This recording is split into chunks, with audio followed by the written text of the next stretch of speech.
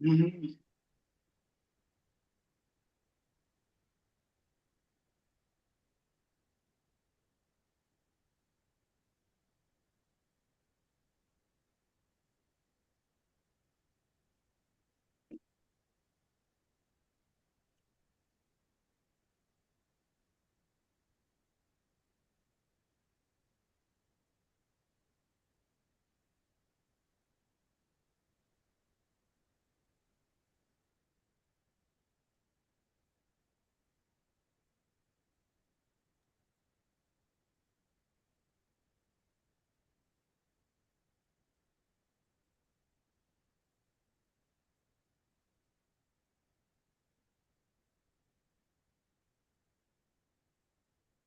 What happened?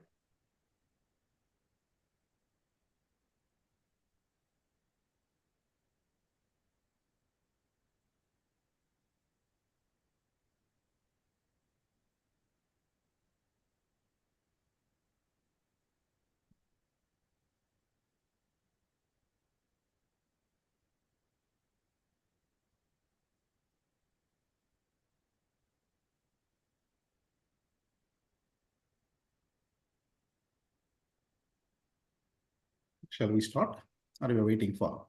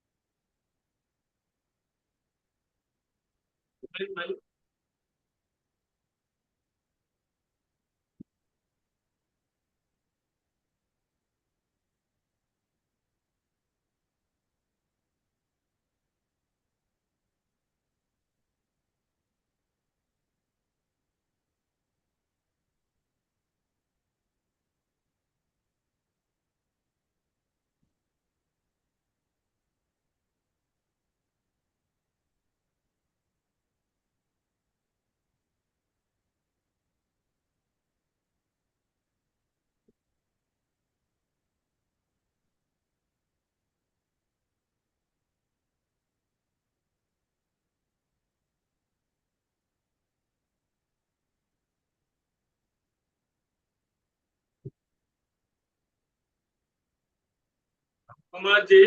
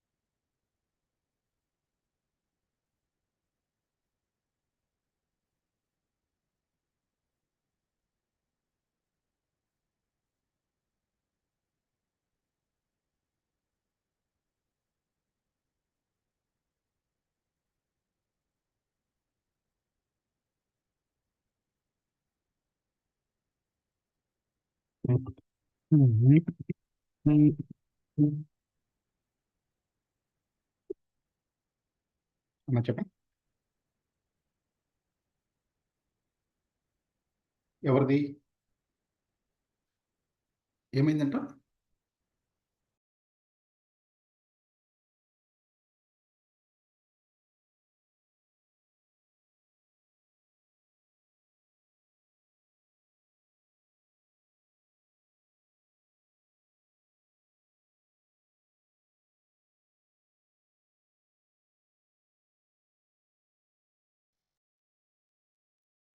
Okay,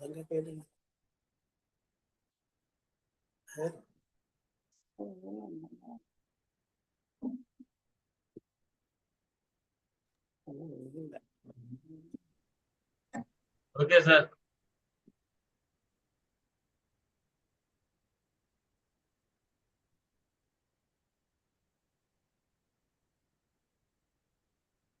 Chandra is okay? Chandra, is it okay?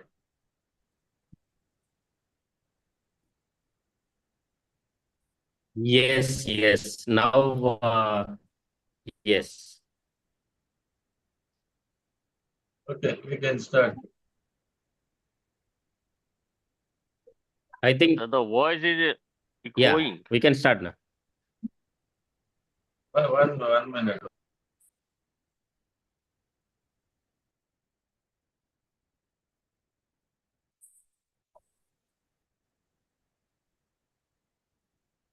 Acha, my voice is. Your voice is a little bit echoing. Some echo impact is there.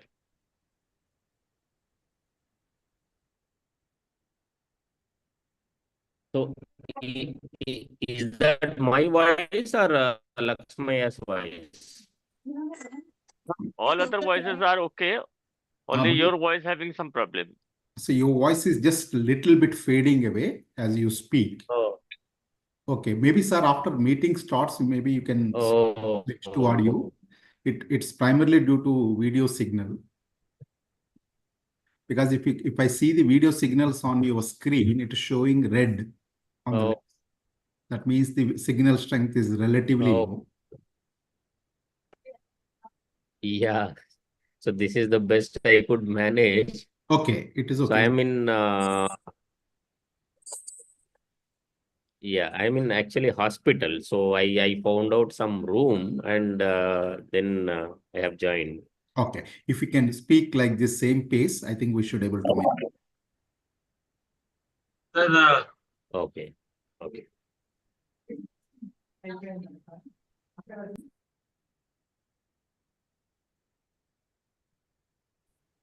sir, welcome to Samvidhan Samalochan Lecture Series 17.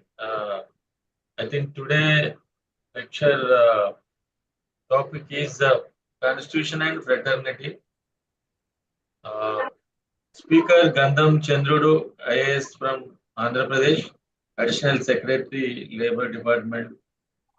Then moderator is Anand Kumar Bulmera.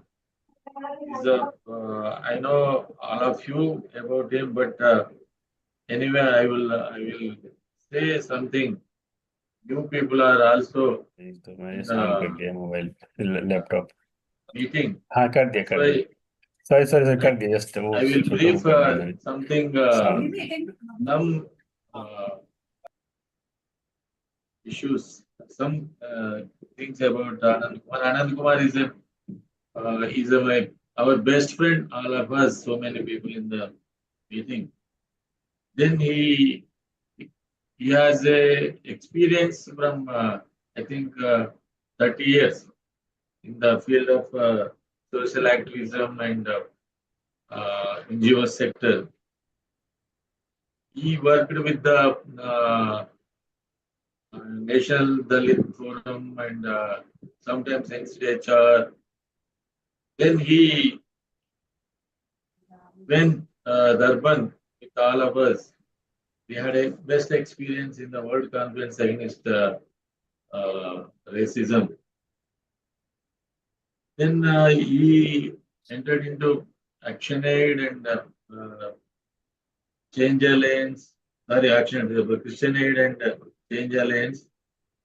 Now he is heading the CEO, Chief Executive Officer of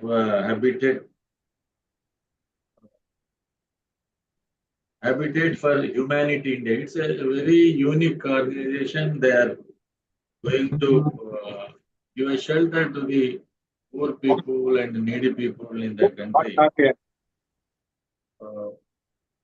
Anand is a professional, very I think contemporary things. He had so many experience, and he has led numerous humanitarian response programs, including relief, rehabilitation, and resettlement efforts, demonstrating his ability to navigate complex challenges and deliver impactful solutions. Okay, now thank you. Then he deep understands, sorry, please, 1 minute. He has the national direct habitat India and the leads. These all those things is the one thing. Second thing is he has so much concern to the people, poor people, Dalit and tribals. He initiated so many things. Uh, his contribution in the Dalit movement, particularly Saplan movement in the country, he backbone. He had a very supportive to the all the movements, particularly Center for Dalit Studies. I think I welcome to Anand Kumar Volumera. I welcome to Gandham Chandrudu.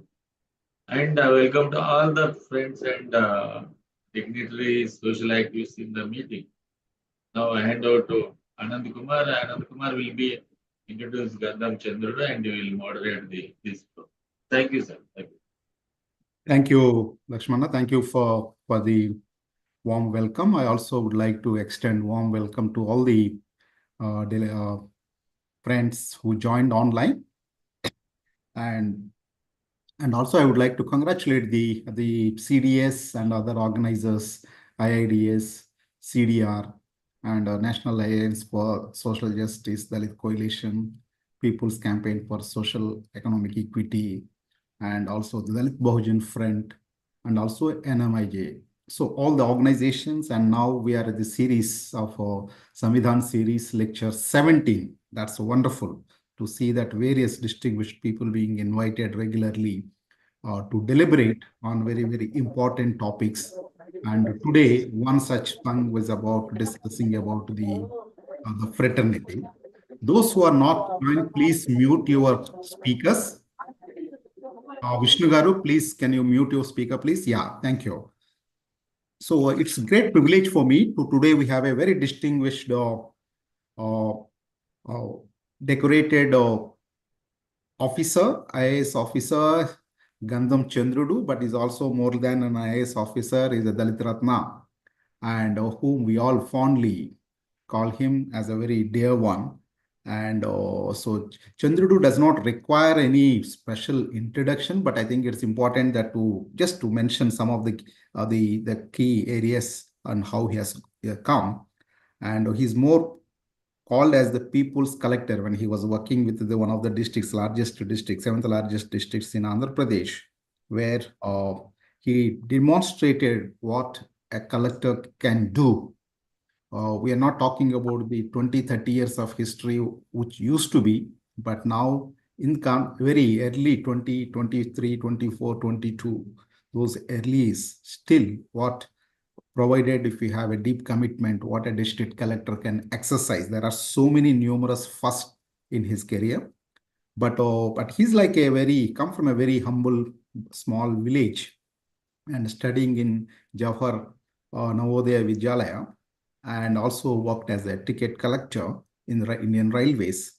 But while doing the job, he simultaneously completed his studies and prepared for the civil services and got into that. Very inspiring story. Like sometimes we only hear the high stories of the cricketers, but I think if we can look into our own space, he's one like such a rising star in terms of what he achieved in his life.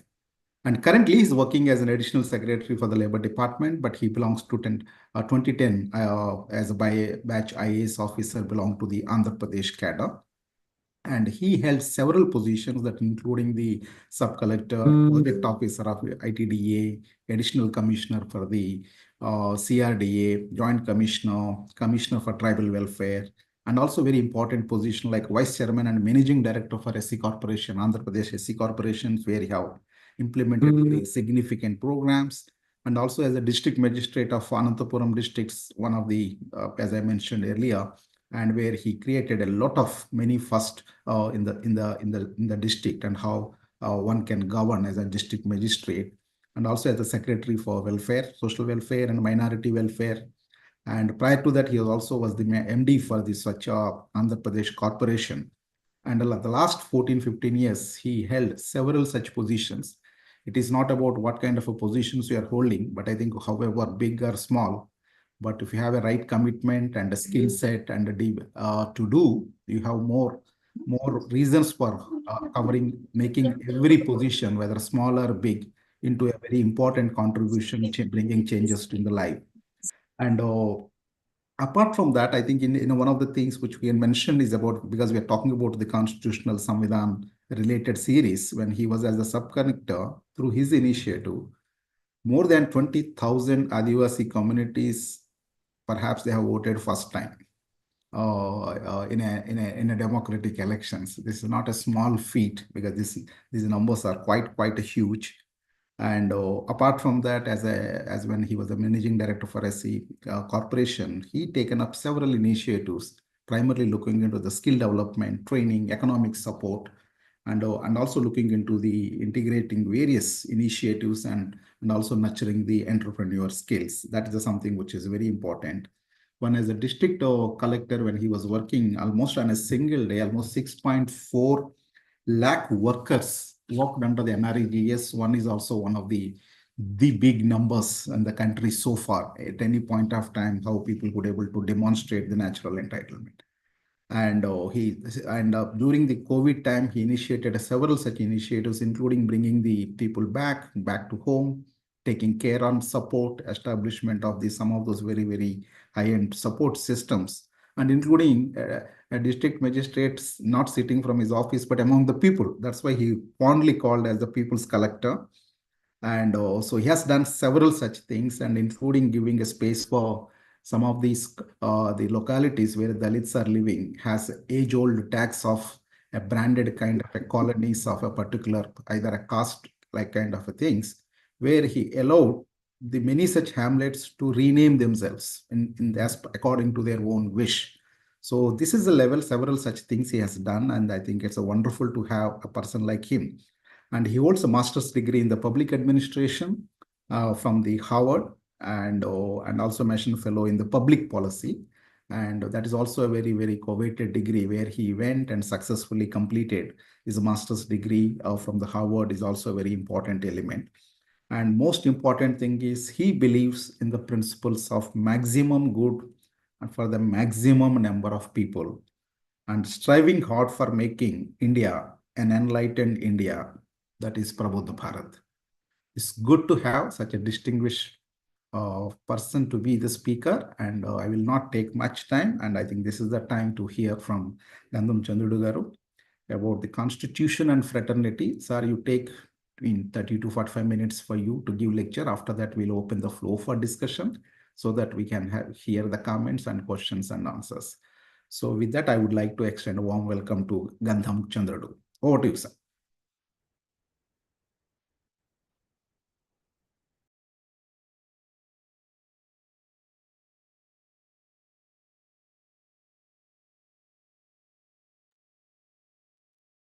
Again, is a problem.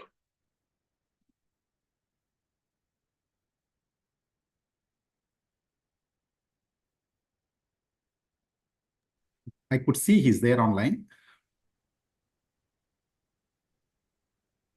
Chandrudu, if we can close your video, and just so that you could get the bandwidth. Maybe some of us also can close our videos so that it can just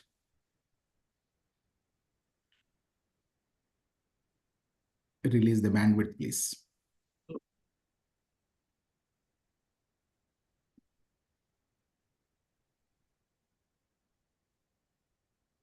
The audio is not there.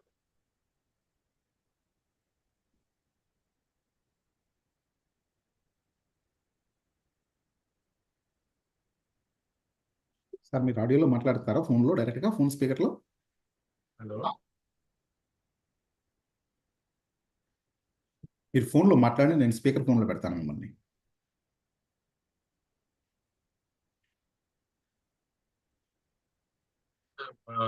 Sorry, he is coming, but he had some problems. ఫోన్లో In మాట్లాడతారా కార్లోకి వెళ్ళబోయే లోపు? Could I put you on the speaker phone? Yeah, okay. Okay. Please. See, the room he's sitting has a very low bandwidth. Just he's moving to open area. Just give a minute or two. He'll be joining in 2 minutes. In the meantime, so may I request Lakshmana just to take you so far how the journey so far with that and initiate the conversation.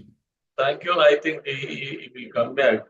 Yeah, he'll be joining. I think this is the lecture series. All of you know this today lecture also is a very important thing to fraternity, guys. This is the journey of Indian democracy also. इसका वो प्रजातांत्रिक democratic देश से पहले से वो आ रहा है, वो करना पड़ेगा। और ये सीरीज में हम देखना पड़ेगा पूरा। और 17 तो हो गए, इसके बाद every aspects every article by article we can also go. We are thinking to another type of discussions about article 3, about article 12, 13, 14, like that, even 17 will be the abolition of untouchability. Is a very important thing. In the 21 article in the right to life, like that, we have also directive principles. That were also very important things to discuss the things. Then my request is, friends, to somebody who will also come forward which topic you want to take and which issues you are comfortable to speak. Even so many friends are there in this meeting. Another thing is you have also find out the people, even professors, even activists like that. Except I think it would be ये practical भी रहना पड़ेगा, बाद में भी वो use होना पड़ेगा हमारा कि हम ये कॉन्स्टिट्यूशन के बारे में बहुत लोग बात कर रहे हैं, बहुत लोग इसका ऊपर ये एंगेज कर रहे हैं, काम कर रहे हैं, वो लोगों से भी हम देखना पड़ेगा। बहुत लोग ये एक्सपीरियंस भी हम लेना पड़ेगा। Hana, I am back. Thank you. तो कुछ लोग बुक्स पब्लिश कर रहे हैं, कुछ लोग मीटिंग कर रहे हैं, कुछ लोग ऐसा, वो लोगों से एक्सपीरियंस भी ये हमारा लेक्चर सीरीज में लाना पड़ेगा। Thank you very much, Chandrudu. I think Anand and will take over and Chandrudu will continue. Thank you, sir. Yeah. Can I go ahead? Yes, please. Please go ahead. Yeah. Yeah. Thank you, Anand, for those kind words, and thank you, Malepalli Lakshmayana and CDS and IIDS for giving this opportunity. And my apologies for this. Actually, I had one virtual session in the afternoon, sitting in the same room. I was hoping that it will go well as it went in the afternoon, but unfortunately, I don't know, somehow it's not connecting. So my apologies for that. Yeah, coming to today's topic, constitution and fraternity. So I just want to make some housekeeping things clear. So one is whatever is the preparation, it was like, just 48 hours notice and 24 hours preparation. So if there are any factual inaccuracies, please excuse me.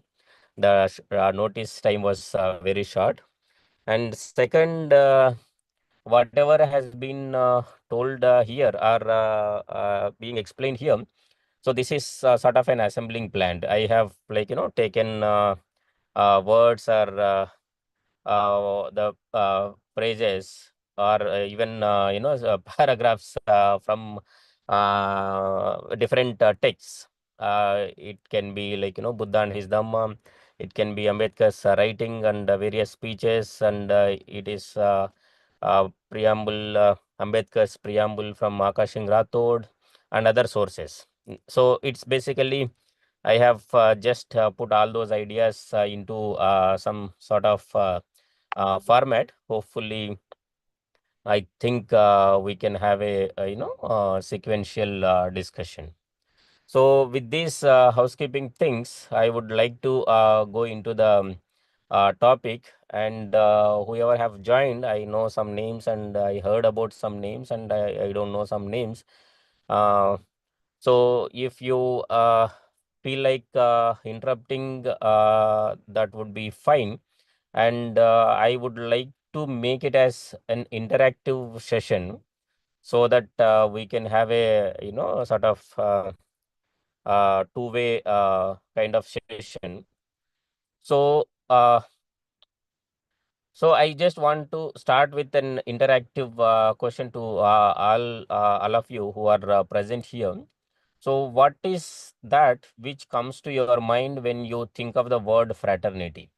So I want you to think, and or if one or two persons present here, if they can tell their whatever views, what is that which comes to your mind, or what do you think is the meaning of the fraternity as you understood, or as you have seen in your lives? Anybody? So I just want to have that initial thing, then we'll go into the sort of presentation.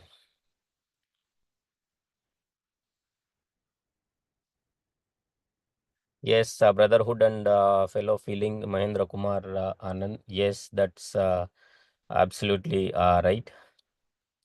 Any other I responses? Shall I? This is Arun Yes, Khote. yes, Mm, yes, Arunji.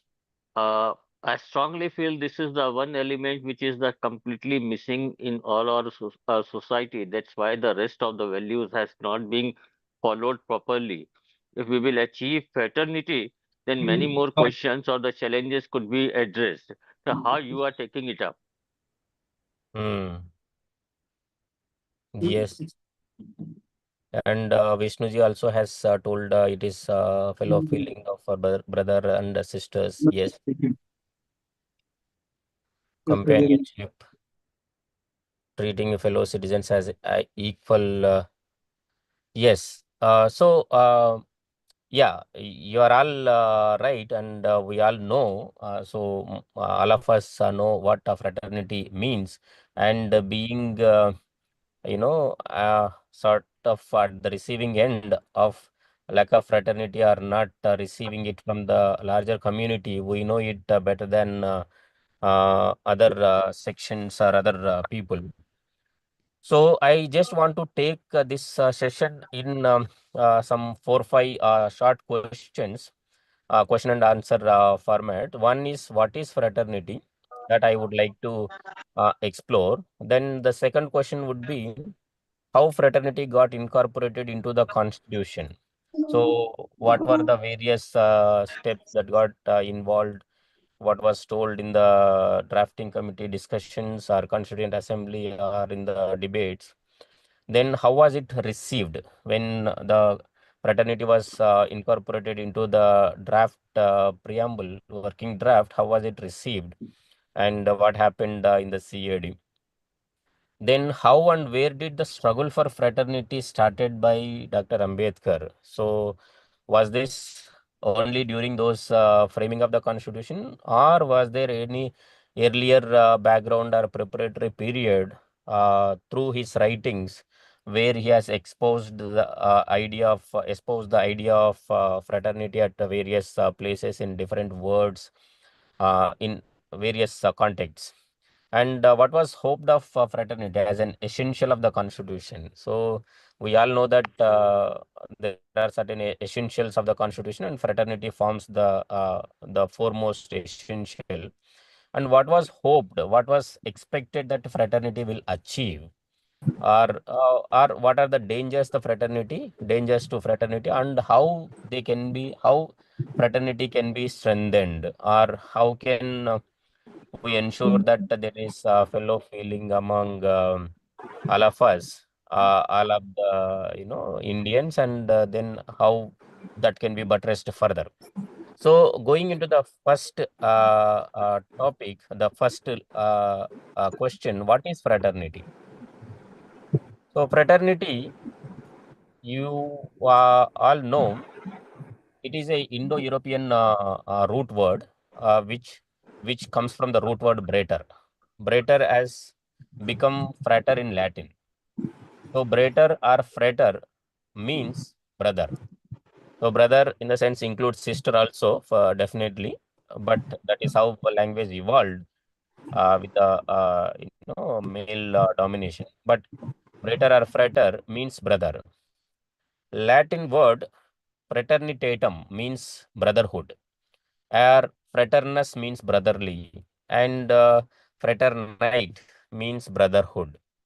Thus, the fraternity word, according to this Merriam-Webster dictionary, the quality or the state of being brothers or sisters. So that is what is known as fraternity. In Telugu language, I don't know how many of you are Telugu people are understand Telugu. In Telugu, or sodaratvam. So basically, which means brotherhood, or which includes sisterhood too. So then the breakup of this word saha plus udaram, like saha means co, and udaram means the uterus or the womb.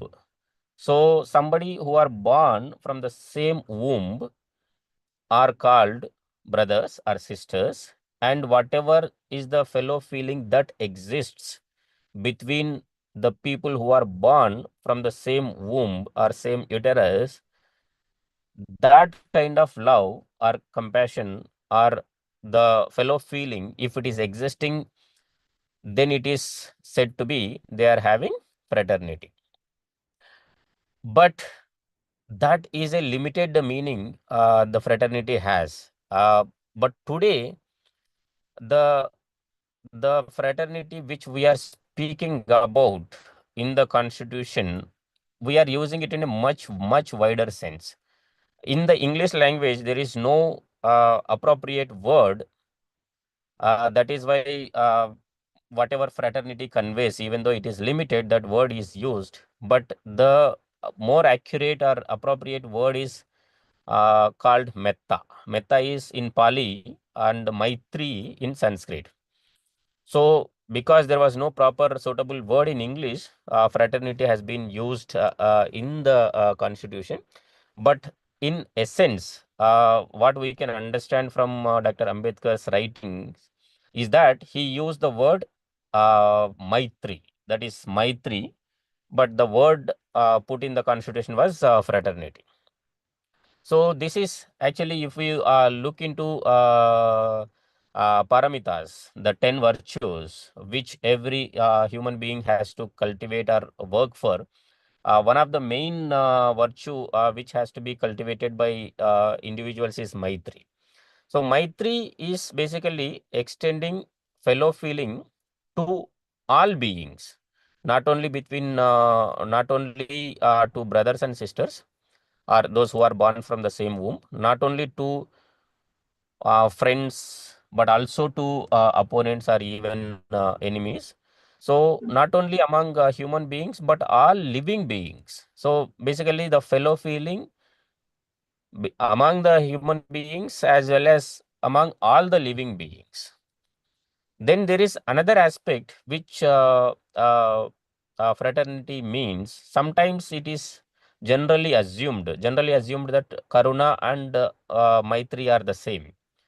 the karuna is basically compassion or kindness, and maitri is the fellow feeling. There is a subtle difference. Karuna is compassion or kindness among the human beings. Maitri is fellow feeling beyond, not only among the human beings, but beyond, it extends to living beings, all living beings. So when we look into the Buddhist philosophy or Buddhist Dhamma, what the Buddha wanted was not to stop with the karuna, but go beyond and cultivate the spirit of maitri for all living beings. So in this sense, we are using or we are trying to understand fraternity, which is incorporated into the preamble today. So, like, is there any, can anyone say that fraternity is not required among human beings? Or can it be limited only to the human beings and not required for all living beings? Obviously, nobody can say no. So, it is required. Then fraternity has another layer also. The another layer is, so whenever there is success or progress, so if we can able to really enjoy their success or इसमें जैसे appreciate the success जुड़ते and कैसे हैं? जैसे ये zoom meeting हो रही है, जुड़ गए आप तो जुड़ गए तो मेरा feel कितना आ happy रहा about it, है? ये बोलना करना है तो कैसे करेंगे? कदम जी प्लीज म्यूट करो.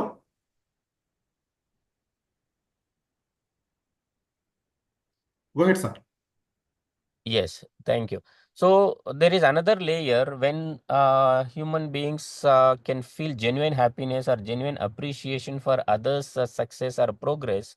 Uh, that genuine happiness is usually known as mudita, like, not only uh, uh, feeling happy, but encouraging others to succeed, as, like, we encourage our children, or we encourage the sons and daughters. The way we can genuinely feel happy, if it can be extended to other human beings or other other beings, then that is included in the maitri. So this is what Ambedkar has told in one of his writings.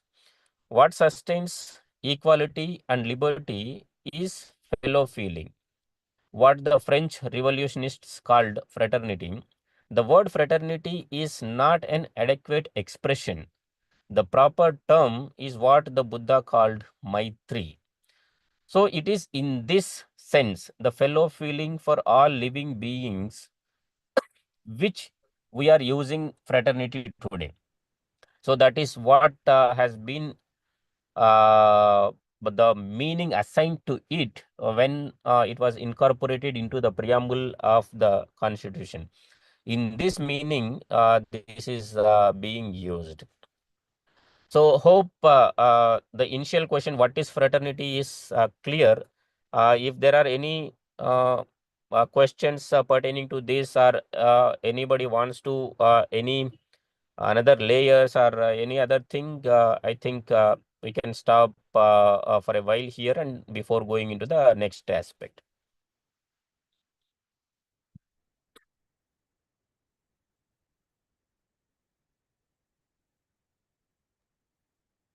I think we can move forward, sir. Okay, okay. Thank you. Thank you. Then coming to the second part, that is how fraternity got incorporated into the constitution. So obviously the context of everything is very important. Without context, we cannot understand or appreciate the value of something. There was a historical need for incorporating fraternity into the constitution, and not only just incorporating, but making it as the foundation or the core principle of the constitution. That is why it has been incorporated into the preamble of the constitution. So regarding this, how context forms the, the crux. I have recently spoke at January 26th, Republic Day celebrations of CDS. So there is one more speech which touches upon the context of the constitution itself, not preamble, but the constitution itself is there. You may see that. So going into why there was historical need for the fraternity, on 6th February 1948, for the first time, the word fraternity was brought into the preamble. It was like it came he has jotted down some notes, and he has put those notes into his coat pocket.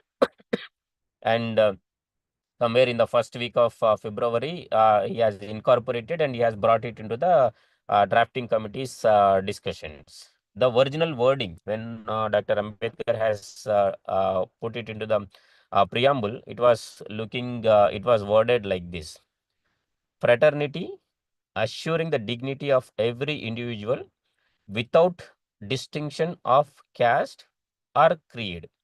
This was the original wording that subsequently went so many iterations and so many additions and deletions, and finally it has come to what it is there today in the constitution. But originally it was like this: assuring the dignity of the individual without a distinction of caste and creed.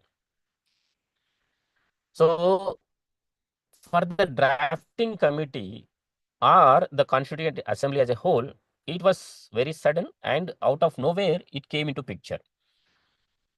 So this was I'm saying it is sudden and out of nowhere. I can say the entire drafting committee's mandate was based on the objectives resolution. So you all know the objectives resolution was moved by Jawaharlal Nehru on 22nd January 1947, which forms the sort of terms of reference as to how the constitution has to be drafted. So it was not there in the objectives resolution. Then was it there in some other source documents? It was not there in the Congress Working Committee Expert Committee declaration. There was an expert committee of CWC which has made a declaration in July 1946. The word fraternity was not there. Then B.N. Rao, who was the providing the secretarial assistance to the drafting committee, then he prepared a preliminary draft based on which further developments and everything has happened. Even that preliminary draft constitution prepared by B.N. Rao doesn't mention about fraternity. There was some historical source documents which were which formed the referencing points for drafting the constitution. In 1930, there was the declaration of Purna Swaraj on January 26th. So basically, that is why January 26th was chosen as the coming into force of the constitution. So 1930's declaration of Purna Swaraj document also doesn't contain the word fraternity or anything related with that. Not only the word, but the essence also was not there. Similarly, there were various draft constitutions written at that time by various sections of people or some political parties, and which were in circulation. So trying to influence the drafting committee. One such constitution was the Gandhian Constitution for Free India. It was published in 1946 by a person called Sivanarayan Agarwal, which actually contained foreword from Mr. Gandhi himself. And then M.N. Rai, you know that M.N. Rai from the communist side. So he has also has drafted another constitution naming Constitution of Free India, a draft. It was published in 1944 itself. Then draft Constitution of Indian Republic. It was prepared in 1948 by Socialist Party of India. There were many such other documents, but none of them had anything, either the word fraternity or anything that conveys the meaning of fraternity or metta or maitri. It was so, as somebody told, it was Dr. Ambedkar's genius which has brought fraternity into the Indian constitution. So that is how it has come into the working draft of preamble on February 6th, 1948.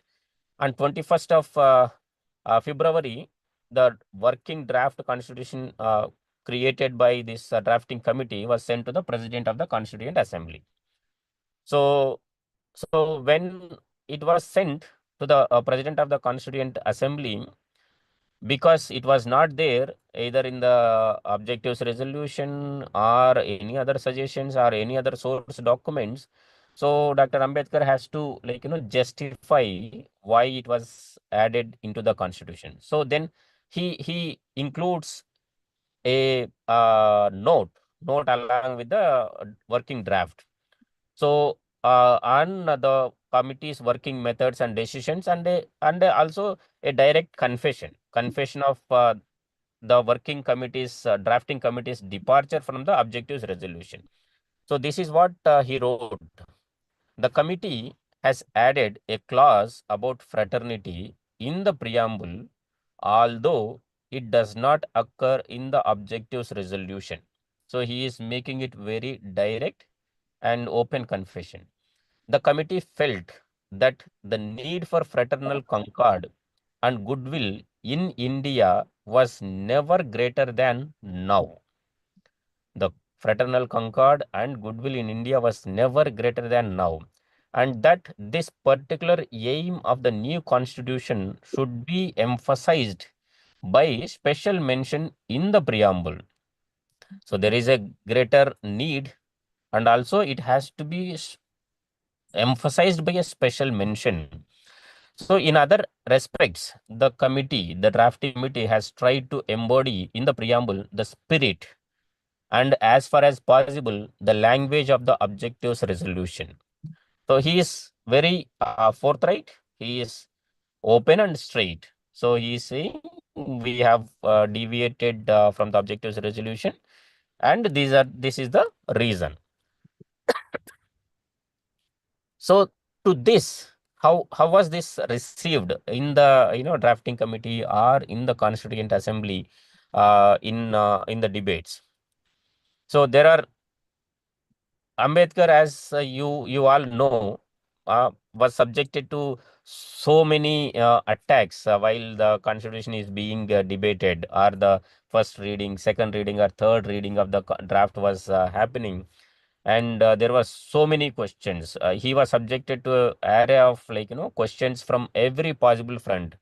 He was questioned for not including the Gandhian principles, Grama Swarajyam, or Khadi, so many things. Then he was questioned for not following the objectives resolution and crossing the mandate imposed by it.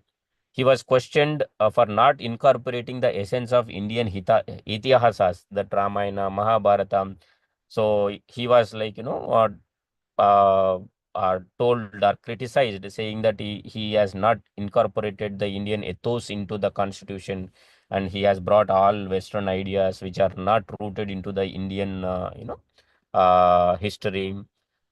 But yet, surprisingly, the only aspect which received universal acceptance, not only acceptance, but praise and appreciation, not only from supporters or some neutral members, but also from whom Ambedkar himself has told at a later discussions as sworn opponents. So it was universally accepted, praised, and received appreciation. So I'll just take just one example of such appreciation. So there was a member called Thakurdas Bhargava Punjab, whom Dr. Ambedkar identified in a later speeches as always contrarian rebels who kept him on his toes, who kept Dr. Ambedkar on his toes. So such kind of contrarian rebel who always fought or put contrarian views about Ambedkar's ideas in the debates, Thakurdas Bhargava has said this about the inclusion of fraternity in the draft preamble.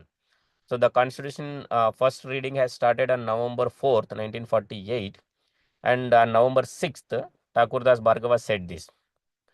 I am quoting, I am glad to express my sense of gratitude to Dr. Ambedkar for having added the word fraternity to the preamble.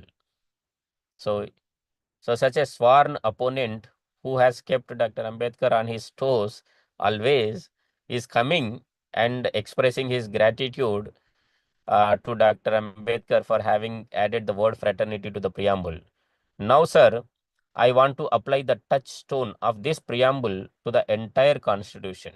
If justice, liberty, equality, and fraternity are to be found in this constitution, if we can get this ideal through this constitution, I maintain that the constitution is good.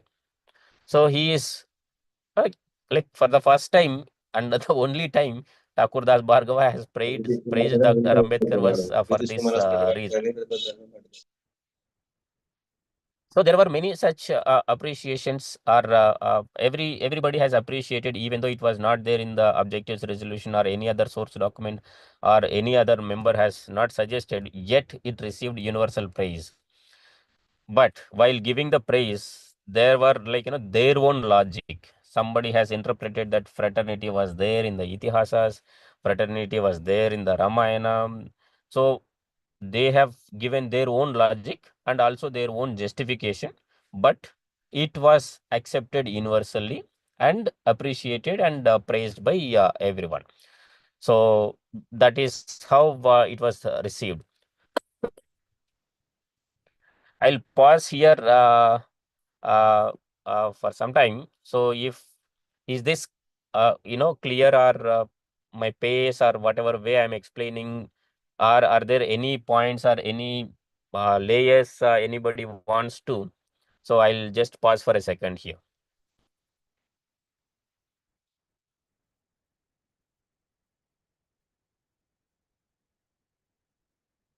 Anybody wants to add anything or any clarity or? Sir, I am from Himachal Pradesh, engineer M.R. Dadoj. And as far as this, you said fraternity is concerned, sir, in Himachal Pradesh, especially in rural areas, there is grave discrimination towards untouchable castes. There is no common drinking water wells, funerals, eating places, and what to speak of marriages. And there is sizable distance between their residential places also. So separate worship places are there, and that too even after 75 years of independence. So, sir, sir, is there any hope that could we reach the preamble of Constitution? And this is as far as this fraternity is concerned, because it is being carried over by the old generation to generation of the higher communities. Although Constitution is itself a big revolution, I want to have this, answer that could we hope that fraternity would be there? Thank you.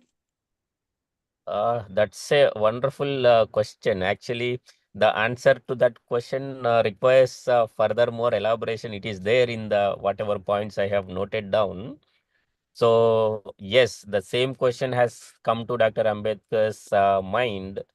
So whether the fraternity in the constitution or as a political instrument will be able to make everybody to have that fellow feeling or create that fellow feeling. So to that we have answers as we go in the session. There are answers, but that is a very very valid question. How the underlying undemocratic systems which are there in the social field or religious field are not percolating, even though the fraternity is there in the constitution, in the preamble, and in the administrative setup or the governance. So there is always, that is what Dr. Ambedkar has told, contradictions. We are entering into the life of contradictions from the day the constitution gets implemented. So to your question, I think answer will come as and when we go further.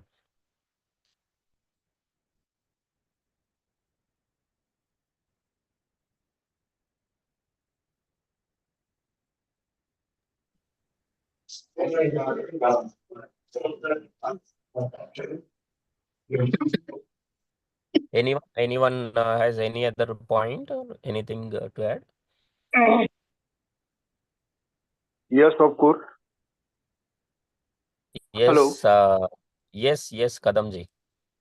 Myself, KC Kadam from Chhattisgarh, Bhilai. Ji. Actually, we are all just very seriously learning of the constitutions and just sections or paragraphs or so many. But nowadays, what the situation is in the country is very dangerous, and this meaningful discussion will breed nothing, because this feeling of fraternity is not percolating down to the downtrodden or the people who are needing it most actually. And so far as implementation of the constitution concerned, it was not honestly executed at all from the very beginning. And we were all keeping mum. Still, we are having no effect on the public as a whole. What do you think about it? Practically, we are not having any place, and we are depriving of everything, and our knowledge of everything is zero, because this is not practicable in the field nowadays. So what is the remedy? What we people as an integral think, and what we can add in the situation not to deteriorate further? Would you kindly explain it? Yes. Or elaborate it? Yes. Who is responsible for it? And what is the remedy of the problems which are sprawling in the country or which are present in the country? Yes, Mr. Kadamji, yours is a very valid anguish as well as the question. So, which was actually anticipated by Baba Saheb when drafting this, or even prior to that, and he has provided sort of what are the things or what needs to be done by all of us, so that this fraternity can deliver what is expected of it. So what is that has to be done by the administrators or governing class, that is bureaucrats and representatives, public representatives, as well as public, general public as a whole. So that comes in the later discussion. It is there. Dr. Ambedkar has thought of those problems. So whatever, as Haryana से अभी engineer साहब ने बोला, या whatever you are telling now, they are all very real problems, and at the ground level the situation has much deteriorated, and there is always a contradiction between what is there in the constitution and what is happening on the ground. That contradiction, there is a reason for that, why that contradiction is there, and how to overcome that contradiction. So there is a solution is also provided. So when we go into the further, we'll come to that part. Hopefully that should give clarity. But to be able to take actions, it requires further action from all of us and everybody. So moving forward, so let me narrate.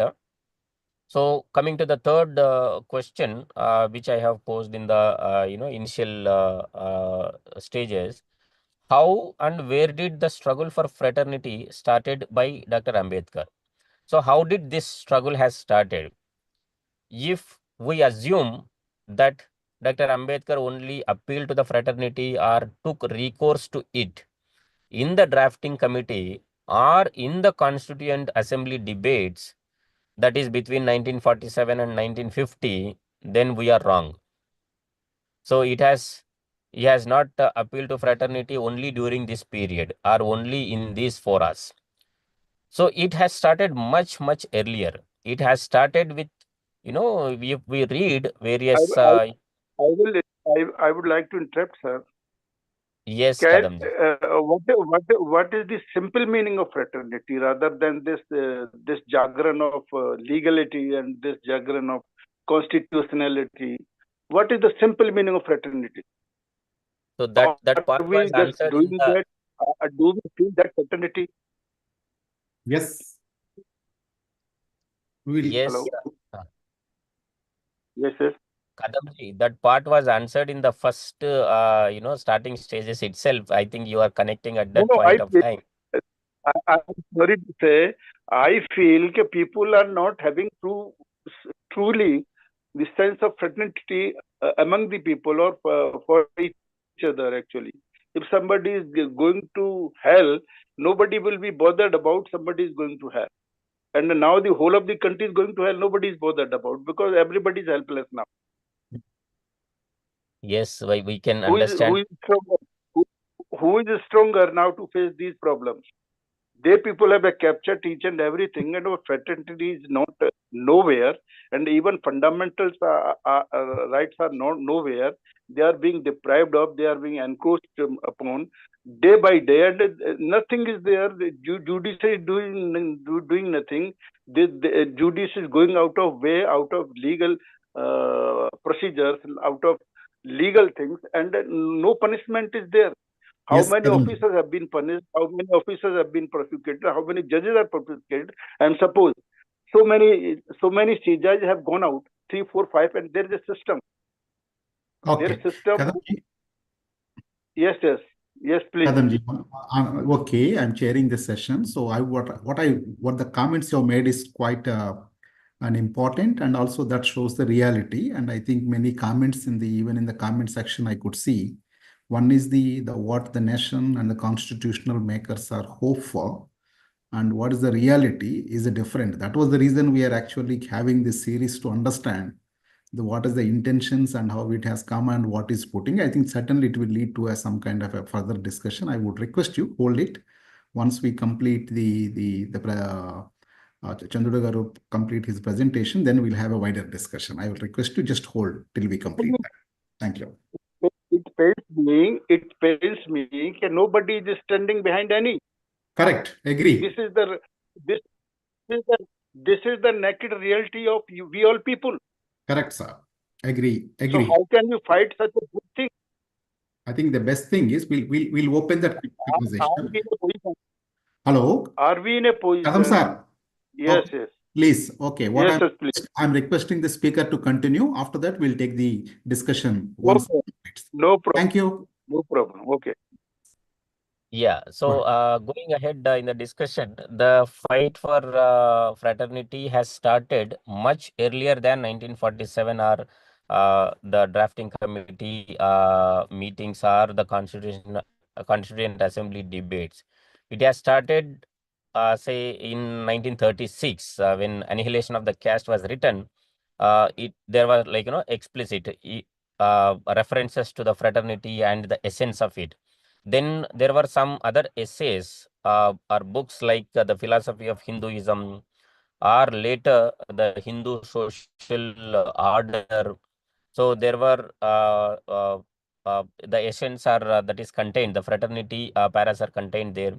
And during when he started drafting the Hindu Code Bill also between 1947 and 1951. While the constitution drafting was going on, simultaneously this Hindu Code Bill drafting was also going on. So in that also fraternity essence was there. And even after drafting of the constitution also, so he was working on that. The Dr. Ambedkar was working on the fraternity or the wider in its wider meaning. So say for example, riddles in Hinduism, which was composed between 51 and 53. Then the interview he gave to All India Radio in 1954, and then the speech he gave at Kathmandu, Buddha and the Karl Marx, while speaking, he was speaking about love and justice in 1956.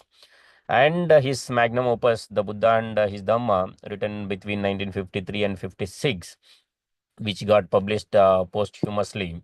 So all these aspects before the drafting committee meetings and after the constitution was adopted and came into force, this was developing. The fraternity concept was developing in him. So let us examine what he has told, what he has actually written. So see, for example, annihilation of caste. So he says, he alludes liberty, equality, and fraternity, they form a trio of principles. So he mentioned that these are the foundations of an ideal society. This trio of principles are an ideal of the society. He says this, I'm just reading out what he has mentioned. My social philosophy may be said to be enshrined in three words: liberty, equality, and fraternity. So he says the social philosophy of him is enshrined in just three words: liberty, equality, and fraternity. So he further says, I would not be surprised if some of you have grown weary listening to the tiresome tale of sad effects of the caste which has produced. There is nothing new about it. I will therefore turn to the constructive side of the problem. What is your ideal society if you do not want caste? Is a question that is bound to be asked of you. If you ask me, my ideal would be a society based on liberty, equality, and fraternity. And why not? What objection can there be to the fraternity? I cannot imagine any objection to it. An ideal society should be mobile, should be full of channels for conveying a change taking place in one part to other parts. In an ideal society, there should be many interests consciously communicated and shared. There should be varied and free points of contact with other modes of association. In other words, there must be a social endosmosis. This is fraternity, which is another name for democracy. Democracy is not merely a form of government, how there should be minister or Lok Sabha, Rajya Sabha. This is not democracy. Democracy is primarily a mode of associated living of shared communicated experiences. He says conjoined communicated experiences, taking the words from John Dewey. It is essentially an attitude of respect and reverence towards fellow men or fellow human beings. So this is mentioned, this is written in 1936 in the Annihilation of Caste. So the fraternity feeling or the fraternity fight has started even much prior to that, but we are taking some examples. In another place, he says, Dr. Ambedkar says, without fraternity, liberty would destroy equality. Without fraternity, liberty would destroy equality, and equality would destroy liberty. So we have seen that equality has destroyed liberty in Russia. There was equality, but it has completely destroyed the liberty. So it was from West, it is called as the Iron Curtain. We know that how that example was there in front of our eyes, but this was written long before that example was there in front of the world.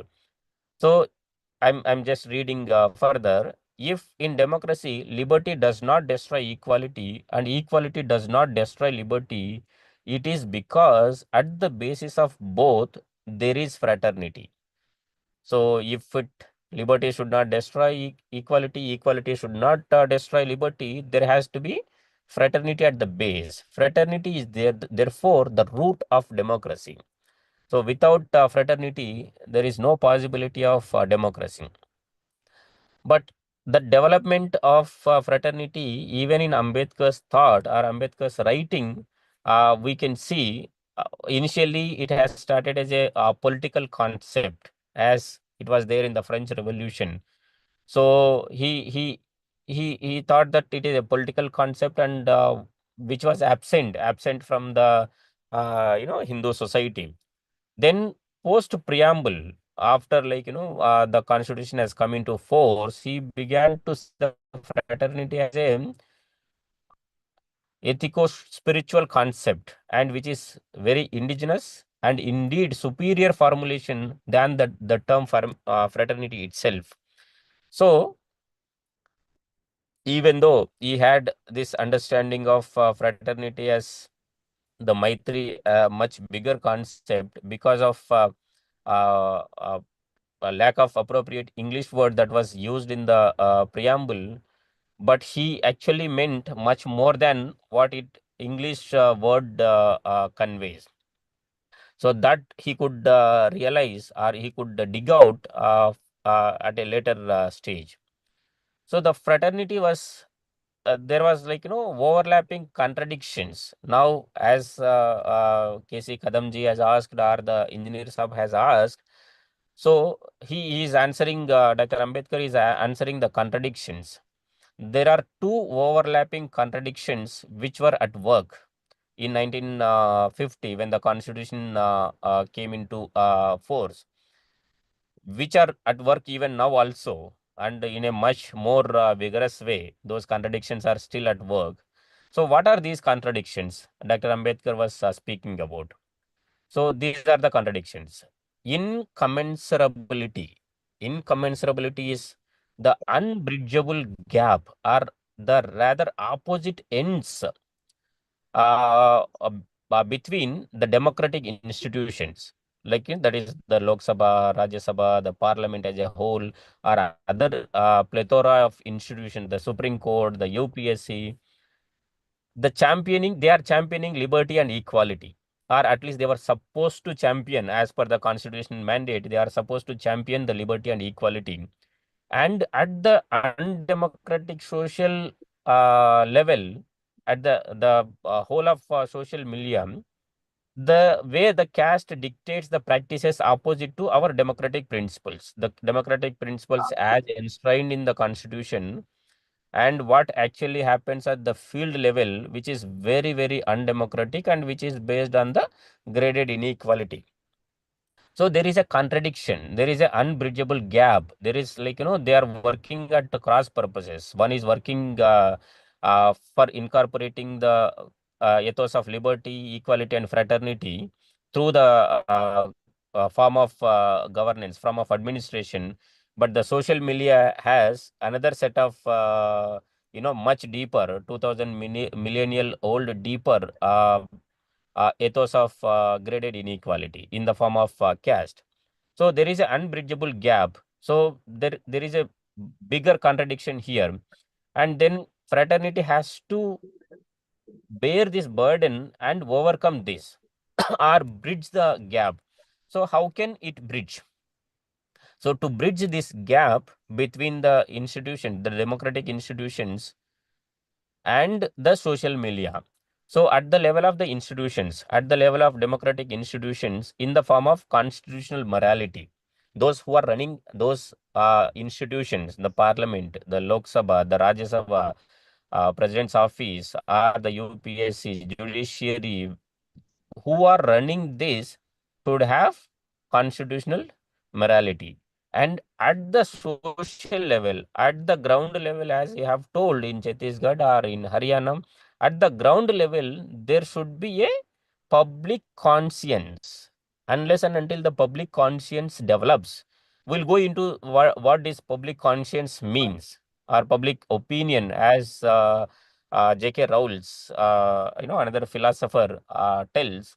So we'll go into what this public conscience means. Unless and until these two, the constitutional morality and the public conscience, work together, then even constitution, the fraternity incorporated into the constitution also might not be able to achieve its purpose. So do we have that constitutional morality or the public conscience at the ground level? We will see what were the dangers to the fraternity, and how those dangers can be weaned away, or how the constitutional framework can be strengthened. So there are, whatever was incorporated into the constitution are sort of aspirations. The principles of liberty, equality, fraternity are the aspirational goals which were not yet achieved. So we were trying to achieve them. So we all remember, we all know Martin Luther King's the famous speech on August 28th. So I have a dream. It is basically a dream. Like similarly, the ethos or the principles that were incorporated into the constitution or the preamble are the aspirational goals. So to make those essential principles into realities, the public servants, the representatives of the government have to practice constitutional morality. And the public at large, all citizens have to demonstrate public conscience. So there are four pivotal movements in which Dr. Ambedkar has explained about what needs to be done by the public representatives, the bureaucrats, as well as the public at large. So I would explain these, pivotal movements. They have happened between 6th February 1948 and 27th September 1951. So between these 3.5 years period, these four pivotal movements are explained by Dr. Ambedkar. So when he resigned on 27th September from the cabinet, so citing various reasons, or one of the main reason was not following the constitutional morality. So on 6th February, when the first working draft of the preamble was brought into the constituent drafting committee, that is one pivotal moment. Then on 4th November 1948, when the first reading of the draft constitution was started, and Ambedkar's speech at the inaugural session.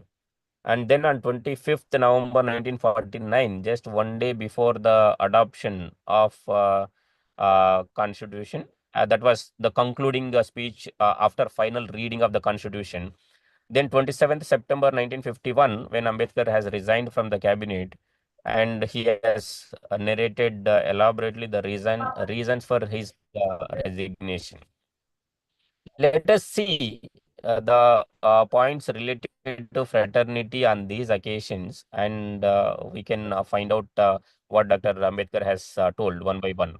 So in the 6th February note, so he has as I have already told, he has sent a note to the Constituent Assembly President saying why they have deviated from the objectives resolution, and why that there is a need to incorporate fraternity into the preamble. That need was fraternal concord was never greater than now. So actually why he was saying it was, we all know during that constitution or India's separation, division into India and Pakistan, there was large scale murders and tragedy due to partition. So he was alluding to that. So the fraternal concord is required, is more. Also another deeper discord. So that immediate discord or obvious allusion was to the massacre that were happening during the partition, and the deeper allusion was there were the contentious and divisive omnipresence of the caste. So we all know the entire country, the caste has omnipresence and divisive role, and so that caste which pervades so much into the psyche and society of the India has been subjected to various assaults by the constitution. Constitution has incorporated into it or inscribed into it. So the principles which are unknown to the caste are opposed to the caste. So the liberty, equality, and fraternity were incorporated into the constitution, which were exactly opposite what caste does. So then he was also at that point of time writing the Hindu Code Bill, which he was putting more ammunition into that bombarding or assaulting the existing caste system. So he was alluding to that the need for fraternal concord and goodwill in India was never greater than now. So keeping all these things, he was telling that so fraternal concord is required. Then he also started at the time, maybe 1 or 2 years down the lane, he started writing Revolution and Counter Revolution in Ancient India. where he has written. So I'm just reading out, just quoting it from the Revolution and Counter-Revolution. By the denial of education to the Sudras, by diverting the Kshatriyas to military pursuits and the Vaishyas to trade, and the reserving education to themselves, free to misdirect and misguide the whole society. By converting Varna into caste, they declared that mere birth was real and final measure of the worth of a person. Caste and graded inequality made disunity and discord a matter of course. So this was in his mind when he said the fraternal concord is required. Then there is a long march of towards annihilation of caste, and that was the long march was inaugurated by the radically egalitarian assault by means of this constitutional law. In the constitution, these things were incorporated, and then the ubiquitous, that is all pervasive and 2 million millennial old social law of graded inequality. So it would not be easy. It is not going to be free of violence, bloodshed, or tragedy. Obviously, which is entrenched from 2000 years, will not give way just when new set of principles are put into the constitution. And so there is a need for concord, fraternal concord and goodwill in India. So that is what he meant. So when he said on 6th February 1948, why the need was greater. The need was even further greater now, as you all have, saying the situation has not changed much. We all know that it has not changed much, and it has actually further deteriorated. Then on second pivotal moment, the November 4th, 1948, when the first reading of the draft constitution, it was said, while everybody recognizes the necessity of diffusion of constitutional morality for the peaceful working of the democratic constitution, there are two things interconnected with it, which are not unfortunately generally recognized. One, that is the form of administration has a close connection with the form of the constitution. The administration and the constitution, the forms are closely connected. The form of administration must be appropriate to and in the same sense as that of form of the constitution. So administration should be on the same sense and the same appropriate to the sense of the constitution. The other is that it is perfectly possible to pervert the constitution without changing its form by merely changing the form of the administration and to make it inconsistent and opposed to the spirit of the constitution. This is what he told on November 4th, 1948. It follows that it is only where people are saturated with the constitutional morality, such as the one described by Grote, the historian, that one can make the risk of omitting the constitution details of administration and leaving it for the legislature to prescribe them. So, if details of administration are left to the legislature without incorporating them into the constitutional law, there is every possibility that it can be, by changing the form of governance, it can be completely made to work against the spirit of the constitution. The question is, can we presume that such a diffusion of constitutional morality is there? The constitutional morality is not a natural sentiment. It has to be cultivated. We must realize that our people have yet to learn it. Democracy in India is only a top dressing on an Indian soil, which is essentially undemocratic. So, this is what, as we are seeing, the constitutional principles which are incorporated are like, the top dressing on the Indian social milieu of which is essentially undemocratic with the graded inequality. So constitutional morality was for two sets of people. One, to the public officials or the public representatives, and to the public as in general. So the public in general were improved, or like, took the inequality in the bones and marrow. It is there. So from such a situation, to adopt the constitutional values and principles laid out before them in the preamble is a difficult task. Then for the public conscience, so he referred conscience which becomes agitated at every wrong, no matter who is the sufferer, and leads an individual to join the struggle to remove that wrong. Public conscience was conditioned by conditioned upon fellow feeling. The phrase Dr. Ambedkar has used to describe fraternity. So we are seeing nowadays, if there is somebody is murdered, only that caste people will agitate. The other sections usually will not come to the agitation or condemn it. So if there is something wrong or some wrong has happened, irrespective of the sufferer, everybody should be able to come forward and fight against it. That kind of morality or public conscience should develop. Unfortunately, that was not there. That is what Dr. Ambedkar was telling.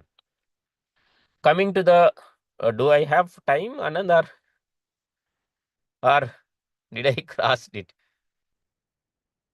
Anna, Maybe please, take please conclude. Another few minutes. Another 10 minutes. Yeah, I think 10 minutes should be sufficient. Okay, or we can take questions. Maybe we can have one more session. Yeah, you can just do. You're on the flow. Just if you can include the flow, and then we open the conversation. Yeah, I think maybe I can stop here. There are two more pivotal moments which require little elaboration. So we can take questions, or as Kadam Saab and somebody from Haryana also told that fraternity fellow feeling is not there. Chandrudu, if it is conclude here and get a questions, then you can have a next session at 15-20 days after 15-20 days. You can have the series 2. Series 2. As you said. Okay, Hello. so you want me to go ahead and conclude in the next 10 minutes? You can complete this whatever you already told. Then you can stop and get a questions. Then next session you will continue next. Rightly Anand saying the series 2, the fraternity 2, like that. Yep. So yeah. So but there are other layers to it where Baba Sahib has told. So what needs to be done? Whatever you are doing in Bangalore, whatever you are doing in Bangalore, please replicate. Okay. Whatever support you want, ask. Okay, sir. Then Lakshmana, accept mute button. Okay. Yeah. So Go ahead. So I have touched upon two pivotal moments, 6th February 1948 and 4th November 1948. So we'll stop here. So I'll just summarize what has been told so far. We have touched upon what is the fraternity means, and what sense we are using the fraternity today. So though the English word fraternity does not mention about the full sense of what we have actually incorporated into our constitution. It is the metta or maitri which has been incorporated into the constitution. Then how fraternity got incorporated into the constitution and how it was received, despite it being not finding mention in the objectives resolution or anywhere in the other documents or other important aspects of the freedom struggle. Then how and where Ambedkar has started this fraternity struggle for fraternity, and how he has reconciled the uh, gap between how to reconcile liberty, equality, for making them as the trio of the principles and ensuring they all they are not separate, three entities coming together and forming a trio. They are like, a unified soul. You cannot be, one cannot be separated from the other. If one is divorced, so everything else collapses. They are so intertwined. So then how the essential of this fraternity came into being, and why the fraternal concord or goodwill is required in India at that point of time and even now. So that so it can lead to better society or change in the society. So we can delve these things in the further session. So if there are any questions or any layers or any comments, now we'll open for that. Thank you, Chandru Garu. I think it was an important contribution in terms of where the quite often people accuse that the Baba Sahib has brought some of these things from Western countries, but how it is rooted within the philosophy in which he believes and the context in which it has come, and how we normally quite rhythmically we use the word fraternity, but not necessarily understanding the how important that fraternity in our day-to-day life is. I think some of the challenges we continue to face, and so therefore I think it's quite a enriching conversation, the amount of details that you brought, the context, the historical context of it. Thank you so much. But in fact, during the conversation itself, Kadamji and others people have already raised that such a high ethos, but still we see a huge gaps in day-to-day life. I think that's the challenge, how we need to take it. But I think it's important. We need to understand how these issues have come and what context and how relevant it is even today. I think that's what your concluding remarks. And I know that there are other three more major points you want to do pivotal movements. I hope we'll get an opportunity where we can take those remaining points at a series 2. So with that, I would like to open the floor. If you have any comments, any quick questions, feel free to switch on your video, audio and speak. And just to not take more than a minute or two. Thank you. Floor is open.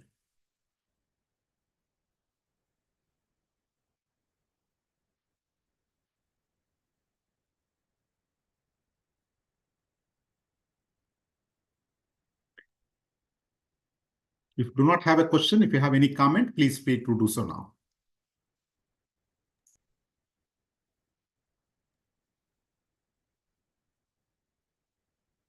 Comment only. Yes, Arun, go ahead. In fact, as I raised on my primary comments, that this fraternity works like a grease in the machine. And it connects all the values, like fraternity connects all the other values, which is highly lacking.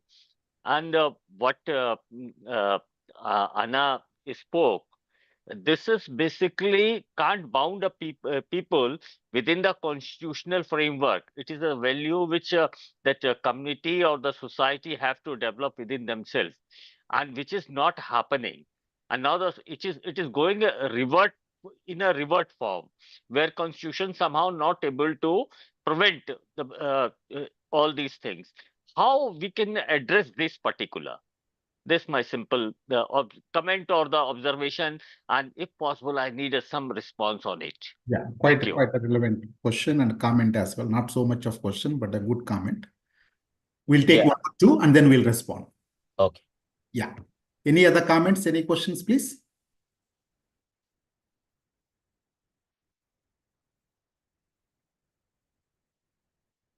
Okay. Otherwise, over to you, Chandrugar, please. Can you respond to Arun? Yeah, that's a very, very, pithy remark and observation.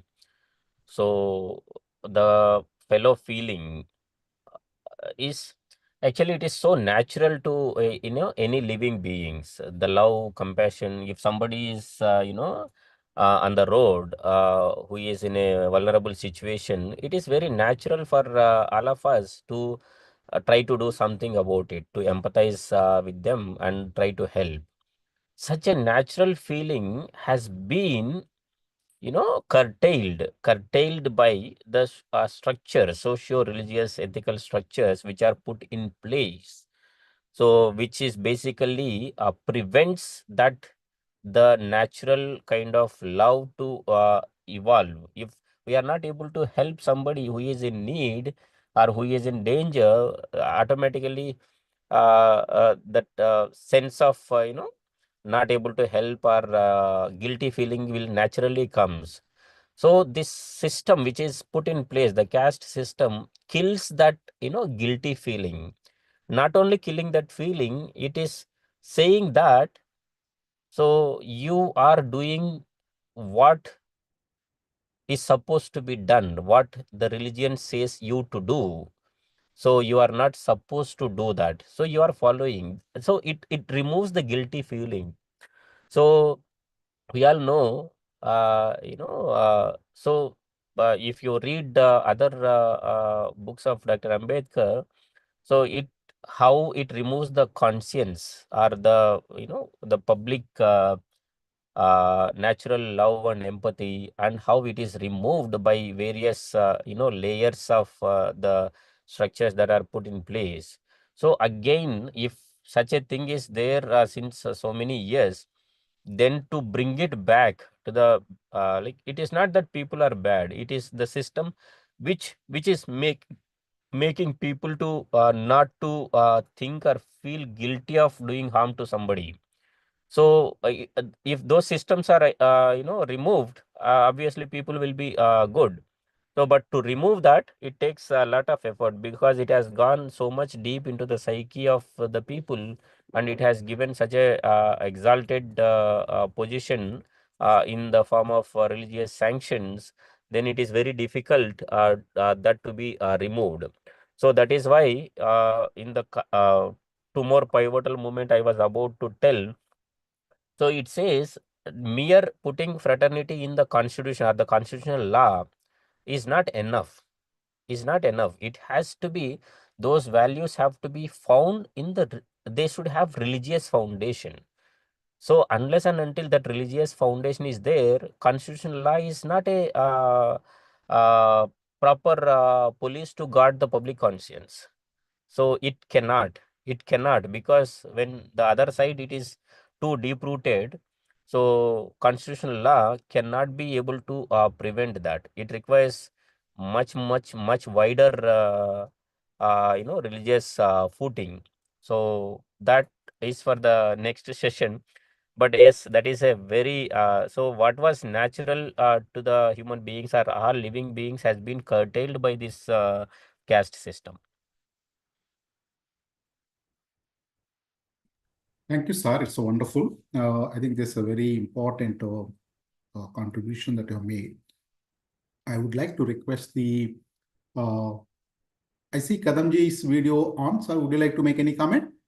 Then after Yes, that, sir. conclude it. Short comment, please. Why not? Why not? This is a very wonderful subject which you have chosen. And last time also I wanted to attend, but I couldn't. Actually, there must be a lot of time for discussion as a round table. And to speak of one-way traffic is not at all beneficial for any. And until and unless we are attached to each and everybody, we cannot be fruitful for any section of the society. And we have been the loser actually. And the reason is, so far as I think personally, we lost our fraternity, we became selfish, we lived for ourselves, and we created class among the classes. This is the main cause, root cause of all the evils which we are facing today. And if we are not honest in our efforts, the consequences are going to be very graver rather than at present. So all of the intellectuals should honestly understand this feeling, otherwise we will be all the loser. And within no time, you took 75, 76 years of time to reach at this point, and there will be no time to go down up to that level. Until and unless we get united, we have forgotten Baba Sahib, as much as we talk about Baba Sahib, so much we just have forgotten his principles. We are not just using his principles in practical life. That's why we are the sufferers. So it's a very, very pinching experience of mine, and what it experiences by you all. This is a matter to be exploring or to explore. So this is all I want. There's no time. There is no time at all before anybody. Everybody we are losing. Everybody we are losing. And at this critical juncture, we are talking of all these things. So we are all responsible for it. So this is all, sir. Yeah, true. You are absolutely right.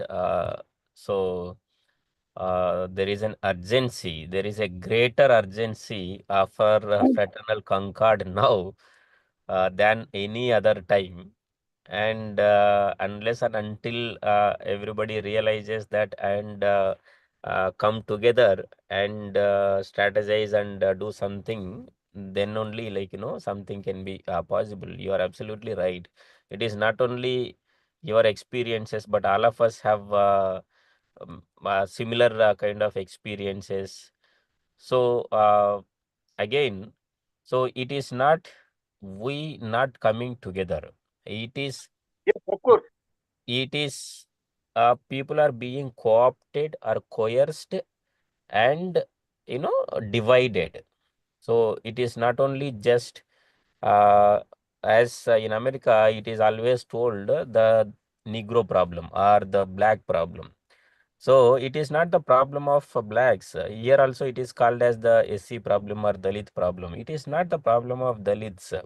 It is the problem created by somebody, and it is put as, like, Dalit problem. So yeah. So unless and until we people realize the urgency of it and work together in a very strategic manner, so it is difficult. Strategic manner will start when everything will be finished, and we are just nearing to that. Yes, we need to have the hope. I think that's also the challenge, Kadam Saab. The spirit in Yes, which of we are course. raising this issue is important. It's telling us how important that we need to put. I Of course. think it is. It Thank you is all. correct. So I think we have come to closer to the Anna, day, and I I'm have also Anna. I have given 3 comments, if possible, some comments on it. okay. Just Arun, I'm Yes, also of a course. little bit of aware of the concern about the timing, and so therefore I know that what you mentioned is Arun, the comment, some of the thing you mentioned is how to change, bring or engage the dominant caste people on this discourse is the, I think, the biggest important challenge. By virtue of that only, we are at the receiving end. I think that's an important point, and it's also how the issue of cultural problem. And we do agree with your comments. I think the most important aspect, which I think what in this lecture, Chandradu actually also pointed out, the basic philosophy of the fraternity comes the moment you believe that you born equal. The concept of Yes, the of course, born that is equal is there, an sir. important. And so therefore, it's important is about the having that social philosophy and having the whole prospect of believing liberty, equality. These are all the things which is very much how it is linked to the fraternity is actually proud.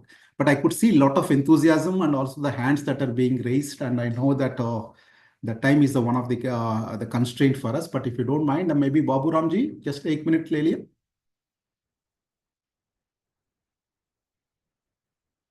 I saw your hands raised, Babu Ram. Or it must be a old hand.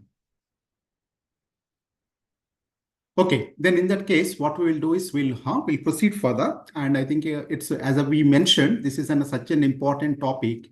I don't think that there are certain, like when people say liberty, equality, justice, which we are all very, very emotionally, we know we are arrayed with. But not necessarily this word of fraternity is deeply understood by everyone. And because of the context in which has come, and also maybe it's one of the comment also I would like to make, because it has come at the fag end of the a journey, not an amount of equal discourse also not happened in that within the Constituent Assembly, and subsequently it is also carried out. So I think it is important how important some of this is, like it's a glue to almost holding the rest of the key principles that we have put in the both in the preamble and also into the entirety of the Constitution. I think one of his better critic could able to simplify that how important this particular contribution of the Dr. Wahab Sahib, and not only to be kept within the preamble, but to put it codified and put it into practice across the entire constitution. And I think that's the particular point which I think that Chandru garu had to rightly pointed out, is that both the public, the people, the leader, the people at the democracy, the governance, the administration, and various institutions, and including the public, they need to hold the public morality. The public morality is something which it has to come. So thank you so much for bringing such a very historical perspective and bringing us how it has come and how important it is and how it is linked to the various other principles. So Chandru garu, thank you so much. I appreciate for your taking time and bringing these insights. We hope that we'll get an opportunity to have a series too, so that the all important notes that you have prepared and the research that you have done, so we do the justice. And Anand sir, Yes. sorry to interrupt you, sir. Please, sir. Who is this? May I interrupt you? Is it Vishnu garu? Yeah, Vishnu sir. Cheppandi. So why don't we invite other communities to this discussion about constitution and fraternity? When you say others, it is restricted to just more than 30 participants only today. Yes, sir. So why don't we educate a more number of people to discuss? Vishnu garu, we are sending 1,000 people. Yeah, even I too shared this link in many groups today. Yeah. Just I could see just more than 30 number of people. What will win it? Nothing we can do. One thing, sir. I am from Nalgonda, sir. I am a government teacher, high school teacher. Okay.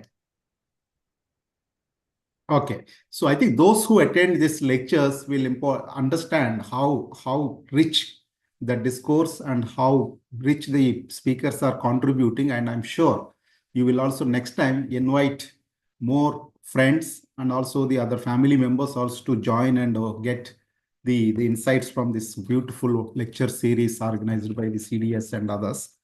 And so with that, I would like to express my profound thanks to Brother Chandru garu, and we look forward to hearing the second series sooner or the later.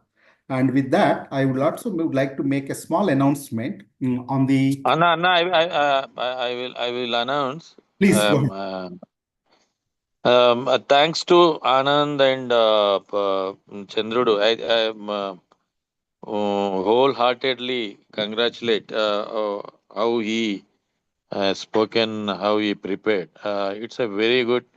I think I hope you are one of the best constitution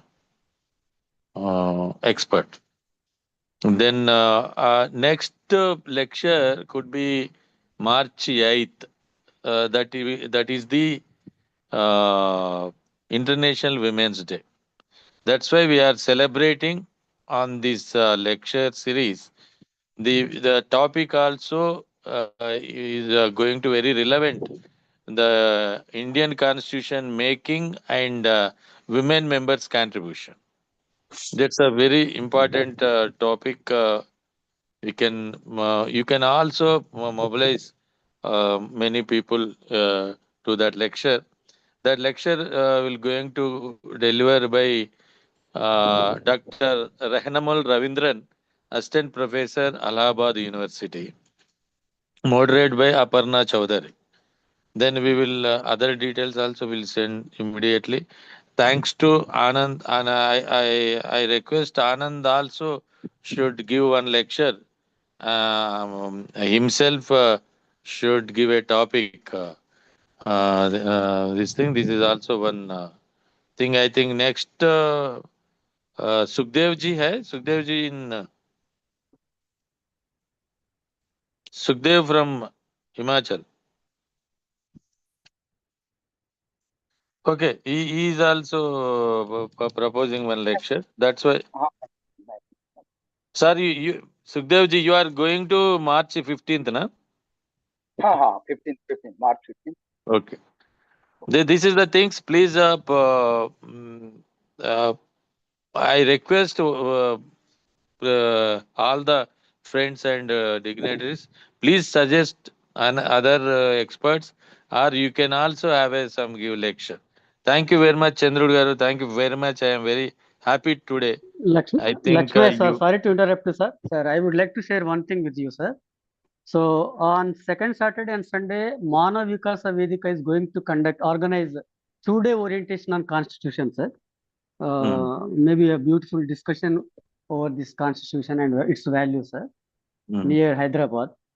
Okay. So, and I'm going to attend those 2-day orientation, sir. No problem. No problem. Thank you, sir. All the best. All the best. Thank you. Thank you very much. Anna, thank you, Anand. Thank you Thank all. you, Thank you Chandrudu. all. Thank you to all. Thank you to all. Thank you very much. Thank you, for thank this you, Arun opportunity. Kote, brother Arun Kote. Thank you, Anna. Special, Thank you. special thanks. Thank you very much. Thank you very much, Special, Chandru, sir. People's special collective. Chandru Dinesh sir, Chandra thank garu. you. Thanks. Whenever next time I'll be in Hyderabad, definitely I'll come to you. Definitely. Sir, another thing is every lecture attended by our senior most comrade, Dheer Saab from Himachal. I think I very much fond of him. He didn't miss any lecture till now. Thank you very much. Thank you very much, sir. Thank you. Chandrudu, thank you. Thank you, Anna. Thanks a lot. Thanks. I am very happy today. Lakshmi, sir, can I have Chandru sir's contact number, sir? Definitely. Could you share his contact? Okay. Thank you, sir. Thank you very much. Thank you. Thank you. Thank you.